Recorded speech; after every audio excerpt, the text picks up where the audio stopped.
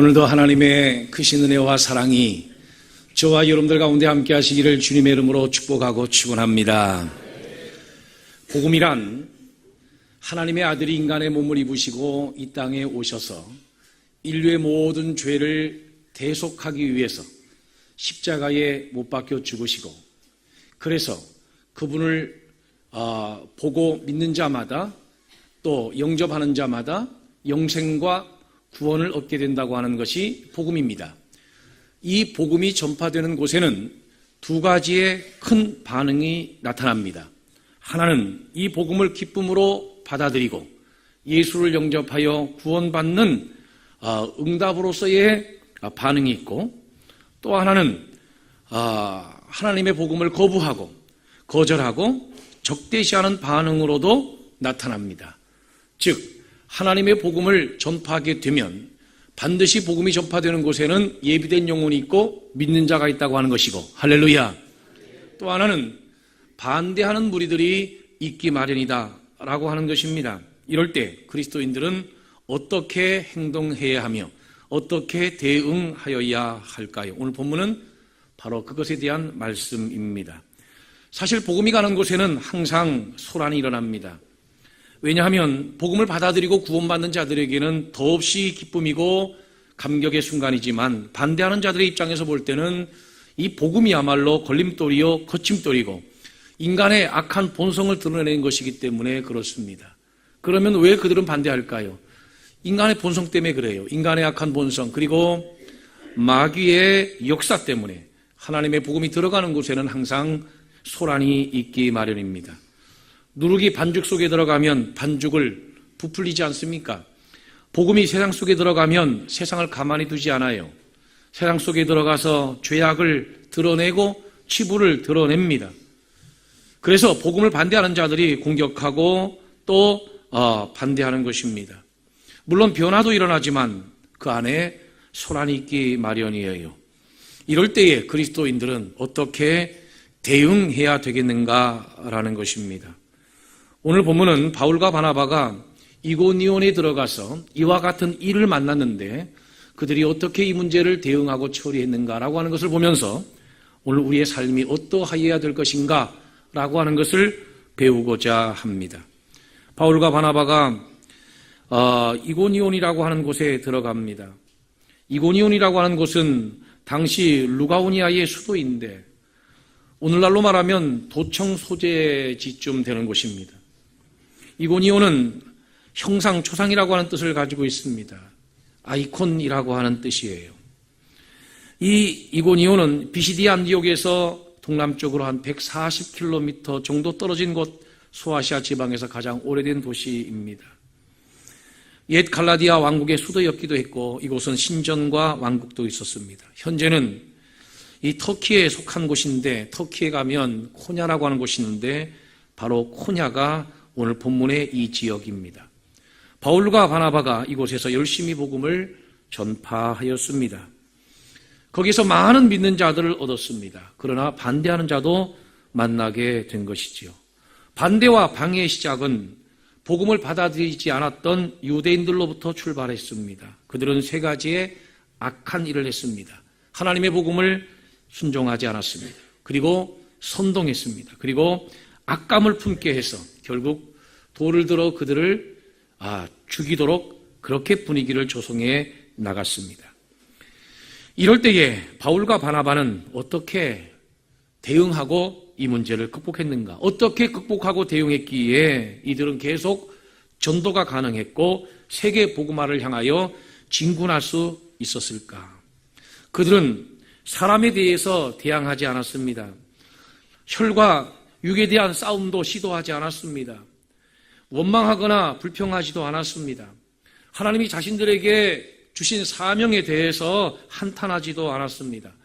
복음에 대한 열등감 때문에 소심해지고 또 주저앉지도 않았습니다. 그들은 이러한 어려움에 반대에 부딪힐 때에 중요한 한 가지 행동을 보여줍니다. 그것은 줄을 힘입었다는 겁니다. 할렐루야. 따라하겠습니다. 줄을 힘입자. 한 번 더요. 줄을 힘입자. 주를 힘입었다고 하는 말은 주님 안에 있었다라고 하는 뜻이기도 하고 주님을 의지했다라고 하는 뜻이기도 합니다. 이들은 주님을 힘입음으로 이 모든 상황들을 다 극복했습니다. 그러면 주님을 힘입으면 어떤 원리에 의해서 이런 상황들을 극복할 수 있는가? 첫째, 주를 힘입을 때 오래 견딤이 가능하기 때문입니다. 오늘 본문에 보면 그들은 오래 있어 주를 힘입어 담대히 말하였다라고 3절에 말씀하고 있습니다. 이고니온에서 오랫도록 견뎌냈다는 것입니다. 여러분, 이고니온이 어떤 곳입니까? 순종하지 않던 사람들이 있는 곳이에요. 선동하는 사람들, 또 악감을 품게 하는 사람들, 모욕을 주는 사람들, 돌로 치는 사람들까지 있었습니다. 그런데 그 지역에서 지속적으로 오랫동안 머물러 있었다는 것이지요. 그들이 오랫동안 머물러 있었던 이유는 있습니다. 그곳에도 구원받을 영혼들이 많이 있었기 때문이에요.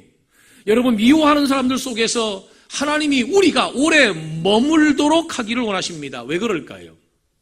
그래야 그 속에서 하나님의 사랑을 더 분명하게, 더 선명하게 보여줄 수 있기 때문이에요. 하나님을 섬기면서 하나님의 일을 하다가 반대에 부딪히게 되더라도 그 공동체 속에서 오래 머물 수 있는 영성의 사람이 되기를 축원합니다. 그래야 그 속에서 하나님의 사랑을 나타내고 드러낼 수가 있는 것이에요. 오래 머물도록 할 수 있는 그 힘이 어디에서 오는 것인가?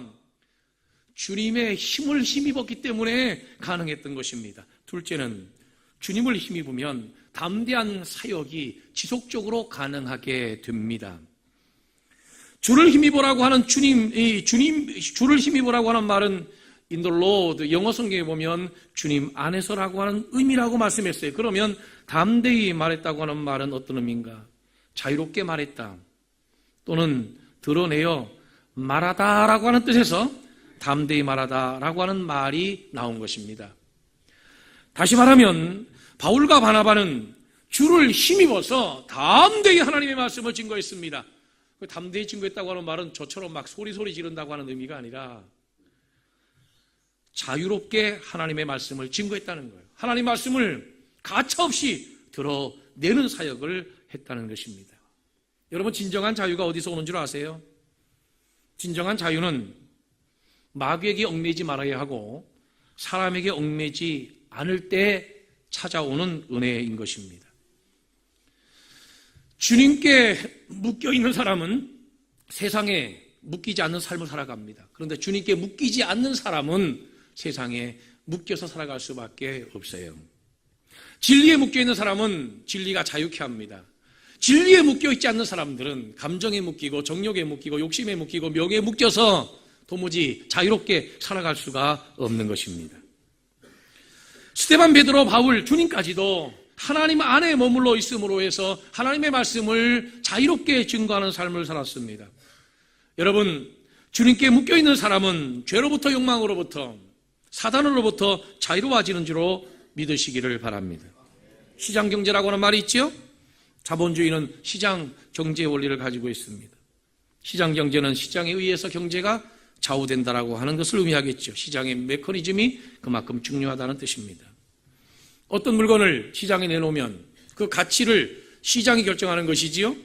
이것을 보존할 것인가, 또는 이것을 구매할 것인가, 또는 이것을 퇴출시킬 것인가. 여러분, 생각과 철학, 사상, 종교까지도 사실은 우리가 인정하든 인정하지 않든 시장이 존재합니다. 그러나 이런 확신을 가지세요. 기독교 복음은 얼마든지 경쟁력이 있습니다. 왜냐?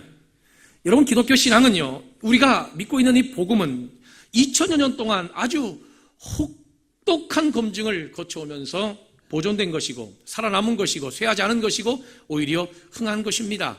할렐루야. 2000여 년 동안 별의별 고난과 박해와 위협과 핍박을 다 겪으면서도 살아남는 법을 배운 것이 바로 이 복음의 역사입니다. 사람들은 복음의 근원지인 예수 잡아 죽이면 복음이 끝날 줄 알았어요. 예수를 잡아 죽였더니 그 예수가 부활했습니다. 예수 부활을 믿는 사람들을 잡아 죽이면 복음의 역사는 끝나는 줄 알았어요. 그런데 믿는 사람들을 박해하고 옥에 가두고 죽이니까 그들이 죽어가면서도 오히려 하나님을 찬양하고 영광으로 여겼습니다. 그래서 로마 제국이 이루어진 것이지요. 로마 제국이 기독교가 공인해서 기독교 국가가 되었던 것입니다. 로마 제국이 야만족에게 침략을 당했을 때에 로마 제국이 사라지면 기독교가 끝나는 줄 알았지만, 그러나 그 야만족들이요, 기독교인들을 박해하고 돌아가서 다 기독교 신앙화됐습니다. 중세 교회가 타락했을 때에 기독교가 망하는 줄 알았습니다. 그러나 소수의 정직한 신학자들이, 또 복음운동가들이 다시 복음의 핵심과 진리를 발견하고 그것을 가르치고 개혁을 일으키자 다시 기독교 신앙은 부흥기를 맞이하게 되었습니다. 과학이 발달하고 진화론이 등장하고 많은 사람들은 기독교는 이제 망했다, 끝났다라고 생각했습니다. 그런데 오히려 기독교인들이 더 많이 하고 더 연구 많이 하고 공부 많이 해서 오히려 이 기독교 변증이 더 발전하게 되고 조직신학이 더 발전하게 되고 기독교 신앙이 오히려 더 강력한 신학화가 돼서, 토마스 아퀴나스가 신앙을 신학한 철학자이기도 하고 신학자이기도 하지 않습니까? 그래서 기독교는 더 강한 기독교가 되어 갔습니다. 이것이 바로 2000년의 교회 역사입니다. 그러므로 여러분, 기독교 신앙에 대한 확신, 하나님의 복음에 대한 확신을 갖게 되기를 주의 이름으로 축원합니다. 이것을 가능케 하는 것이 무엇인가? 주를 힘입을 때에 이것이 가능하게 되는 것입니다. 세 번째, 주를 힘입으면 왜 복음이 계속 증거되는 것이 가능한가? 그것은 주를 힘입을 때에 하나님의 능력이 복음을 위해서 일하는 자들에게서 나타나기 때문에 그래요. 우리 대한민국은 기독교 국가가 아니지요. 기독교 국가가 가능하기도 참 어렵습니다. 또 기독교 국가가 된다고 해서 반드시 바람직한 것도 아닌 측면이 있어요. 왜냐하면 이 기독교 신앙이라고 하는 것은 오히려 박해와 어려움, 반대 속에서 정화되고 보존되고 이것이 잘 자라기 때문에 그런 것입니다. 우리나라에 기독교 대통령이 많이 계셨지요. 이승만 대통령도 장로였고요. 윤무선 대통령도 장로였어요. 김영삼 대통령도 장로였고요. 김대중 대통령은 가톨릭 신자였지만 그 영부인 이호 여사는 장로였습니다. 이명박 대통령도 장로였습니다. 그런데 그분들이 장로라고 해서 기독교가 반사이익을 얻은 거 별로 없는 것 같아요. 군의 군승제도도 기독교 장로가 대통령 할 때 만들어진 거거든요. 정치인들이 기독교를 업고 도움은 받아도 기독교 신앙이 그렇게 대통령들한테 큰 도움을 받은 것 같지는 않아요. 또 그래서도 안 된다라고 생각을 합니다. 여러분, 민족을 복음화하는 것은 참 좋은 거예요. 그리고 우리나라 전체의 영혼이 구원받는 것은 정말로 중요한 것입니다. 필요한 것입니다. 그렇게 돼야 합니다. 그러나 기독교 국가가 된다고 해서 반드시 그것이 믿음에 유익한 것은 아닐 수 있습니다.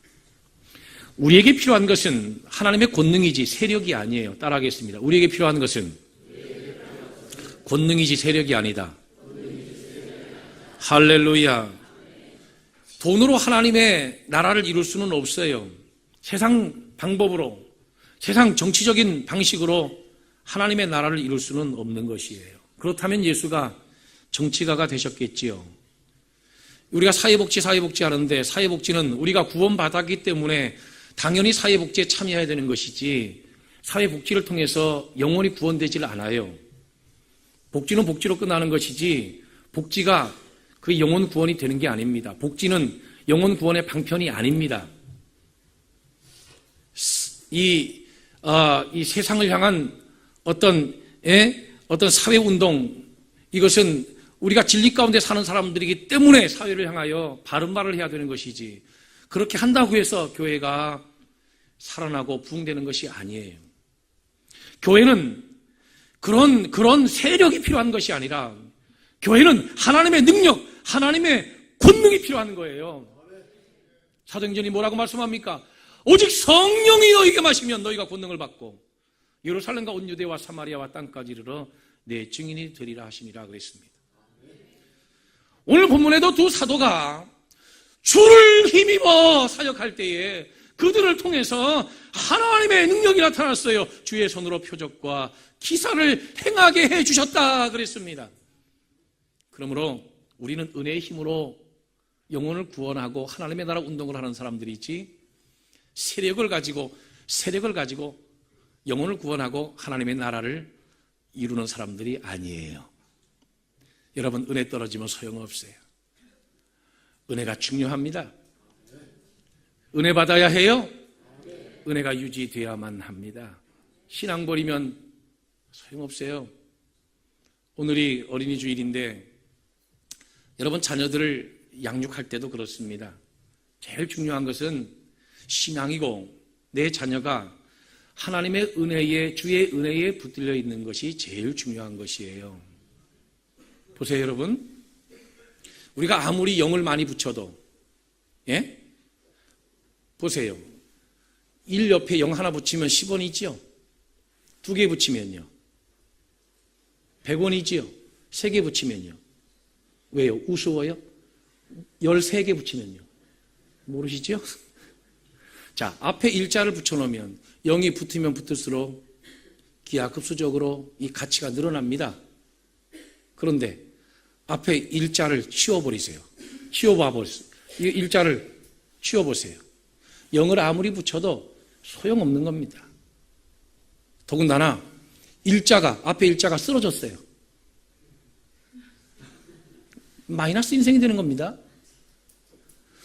공부도 중요하고 출세도 중요하고 돈도 중요하고 성공도 중요하지만 그 앞에 하나님이 서 계셔야 되는 거예요. 할렐루야. 하나님이 서 계셔야 되는 거예요. 이 은혜의 자리에서 떨어지면 소용없게 되는 거예요. 여러분, 우리는 은혜 공동체입니다. 성도는 은혜 떨어지면 안 돼요. 은혜를 받고 은혜를 유지해야 합니다.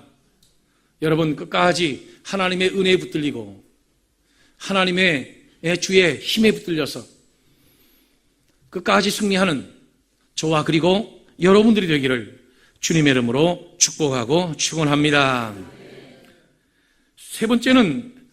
네 번째는 주를 힘입을 때에 주의 말씀이 증거되었다는 겁니다. 보세요, 여러분. 오늘 본문에 주를 힘입을 때 표적과 기사를 행하게 해주셨다 그랬지요. 그것은 하나님의 일을 하는 자들의 권위를 높여주기 위한 것이 목적은 아니에요. 분명 주를 힘입을 때에 하나님의 일을 하는 자들에게 권위를 나타내게 해주셨습니다. 그러나 그것은 복음이라고 하는 본래적 목적 때문에 그들의 권위를 높여주신 거예요.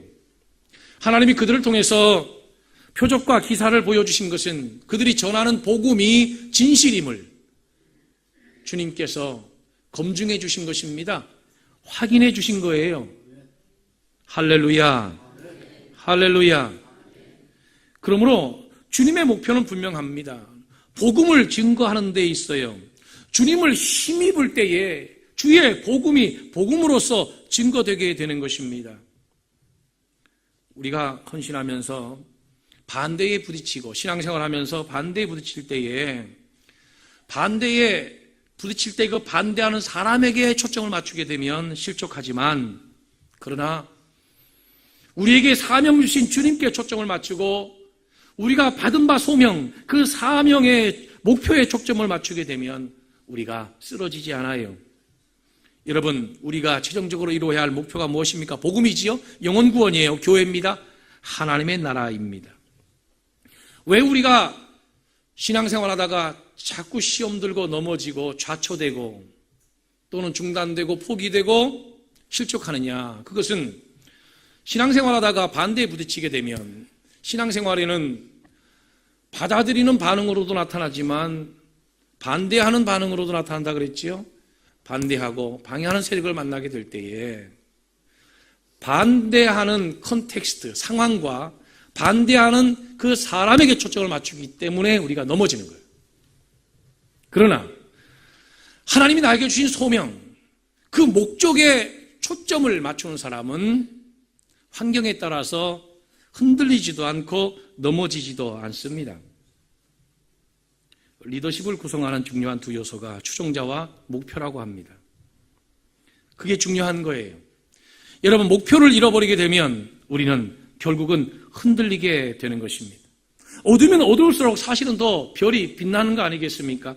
반대자들 속에서 하나님의 복음은 더 선명하게 드러나고 하나님의 사랑은 더 분명하게 드러나는 것입니다. 그러므로 반대한다고 해서 하나님의 일을 포기하지 말고 반대를 뚫고 불굴의 신앙으로 믿음의 힘 있는 사역이 저와 여러분을 통해서 계속 지속되기를 주님의 이름으로 축원합니다. 그들이 하나님의 복음을 중단하지 않고 계속 전할 수 있었던 것은 무엇이냐면 주를 힘입었기 때문에 가능했다라는 것입니다. 마지막 하나 더요. 주를 힘입을 때 어떤 결과가 나타나기에 주를 힘입음으로 그들이 승리했는가? 주를 힘입을 때에 복음의 확장이 보장되는 것입니다. 아니 주를 힘입어도 그들이 이고니온에서 쫓겨나지 않았습니까? 그래요. 겉으로 볼 때는 쫓겨났지만 자세히 한번 성경을 보세요. 그들이 쫓겨나서 어디로 갔는가? 그들이 쫓겨나서 어디 갔습니까? 그들이 쫓겨나가지고 복음을 버렸습니까? 사명을 버렸습니까? 아니에요. 그들이 알고 도망하여 루가오니아의 두 성 루스드라와 더베와 그 근방으로 가서 거기서 복음을 전하리라 그랬습니다. 할렐루야. 자, 겉으로 볼 때 그들이 쫓겨난 것처럼 보이지만 도망간 것처럼 보이지만 그들이 가는 곳에 뭐가 따라갔지요? 복음이 따라갔어요. 주님께서도 말씀했습니다. 이 동네에서 반대하면 저 동네로 가라는 겁니다. 그들이 그 지역에 오랫동안 머물러 있었던 것은 하나님의 사랑, 그리스도의 사랑을 분명하게 드러내기 위함이고 그 성에도 구원받을 자들이 있었기 때문이에요. 그러나 반대와 박해가 극도에 도달하게 될 때 그들이 옮긴 것은 그 역시 주님의 명령과 뜻에 따른 것입니다. 그들이 옮겨질 때마다 하나님의 복음이 함께 옮겨갔던 것이죠. 그래서 전 세계의 복음이 전파되게 됐던 것입니다. 지금도 하나님의 복음 전도는 계속되고 있는 것이죠. 보세요. 복음이 안디옥, 구브로, 비시디 안디옥, 이고니온, 루스드라, 더베, 에베소도, 골로새, 빌립보, 데살로니가, 고린도, 아테네, 로마의 서바나, 북부 유럽, 동유럽, 신대륙, 아시아. 오늘 우리가 예수 믿고 구원받게 되었잖아요. 복음은 어떤 순간에도 어떤 상황 속에서도 절대 정지된 적이 없습니다. 2000여 년 동안 복음은 한 번도 정지된 적이 없어요. 계속 전파된 것입니다. 오늘 우리들도 열방을 품고 기도하면서 어떻게 하면 복음을 세계에 전파할 수 있을까? 가슴에 품고 기도하고 있지 않습니까? 그러므로 사랑하는 성도 여러분, 우리가 신앙생활하면서 가장 중요한 것은 무엇이냐면 다른 세력에 기대려고 하지 말고 주님을 힘입어서 신앙생활할 수 있게 되는 저와 여러분들 되기를 주님의 이름으로 축원합니다. 할렐루야. 그게 중요한 거예요. 그게 가장 중요한 거예요. 여러분, 세상 사람들은 체력을 힘으로 생각해요. 그러나 사실 체력보다 더 큰 힘은 돈이잖아요. 돈. 영어에 머니토크라고 하는 말이 있어요. 머니토크. 그게 뭐지요? 머니토크. 돈이 말을 한다고 하는 건가? 그 말이 아니라 돈이면 다 된다는 거죠. 돈이 힘이라는 겁니다. 돈이면 다 된다는 거예요. 돈이 힘이라고 여기며 이 세상을 살아갑니다. 베이컨은 지식이 힘이라고 했죠? 그래요. 지식도 힘일 수 있어요. 우리나라 사람들은 권력이 힘이라고 생각합니다. 미국 사회에서는 크레딧, 신용이 힘이라고 생각했어요. 신용 떨어지면 거의 죽습니다. 아무것도 할 수 없습니다. 심지어 매매도 안 됩니다. 그러나 진짜 우리 그리스도인들에게 힘이 뭘까요? 제가 가르쳐 드릴게요. 성령의 은혜입니다. 그거 떨어지면 소용없어요. 아무리 똑똑한 척해도요, 성령의 은혜 떨어지면 절대 우리가 신앙생활 성공적으로 감당할 수 없고 승리할 수 없어요.